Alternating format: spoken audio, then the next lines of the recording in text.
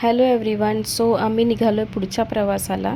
तुळजाभवानी यायचं दर्शन झाल्यावरती आम्हाला खूप छान वाटलं, सगळ्यांना मस्त वाटलं. खूप पॉझिटिव्ह एनर्जी होती त्या मंदिरामध्ये. मंदिरात गेल्यावर आम्ही पहिलं देवीची ओटी भरली आणि देवीला मन भरून बघून घेतलं. खूप छान आणि प्रसन्न वाटत होतं तिच्याकडे बघितल्यावरती. आणि या आम्ही घातलेल्या हिरव्या बांगड्या देवीच्या दारात घालाव्या असं म्हणतात. सो त्या मी पण घातल्या आणि जाऊबाईंनी पण घातल्या होत्या. देवीची आरती आम्ही तिथे केली. बाहेर आल्यावरती ती फोटोमध्ये जे स्क्रीनवरती देवी दिसती त्याची ती आरती तिथे गुरुजी करून घेतात आणि आपल्याला प्रसादही देतात तिथे.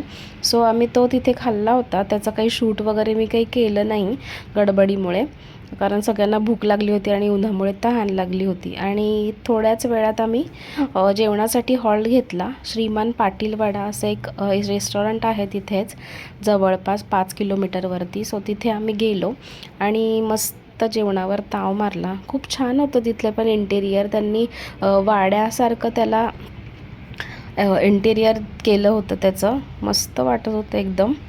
ऊन होतं त्याच्यामुळे सगळ्यांना गरम होत होतं आणि नुसते पाणी पाणी आणि भूकही लागली होती.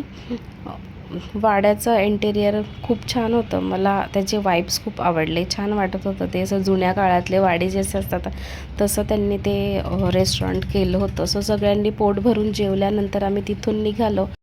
सो इथे आम्ही पोहोचलो होतो सोलापूरला. आम्ही निघालो होतो पुढे अक्कलकोटला. अक्कलकोटला जाताना आम्हाला खूप उशीर झाला, रात्र झाली तिकडे जायला. सो पुढच्या व्लॉगमध्ये नक्की बघा आम्ही पुढे काय काय केलं आणि अक्कलकोटचं दर्शन कसं घेतलं आहे ते.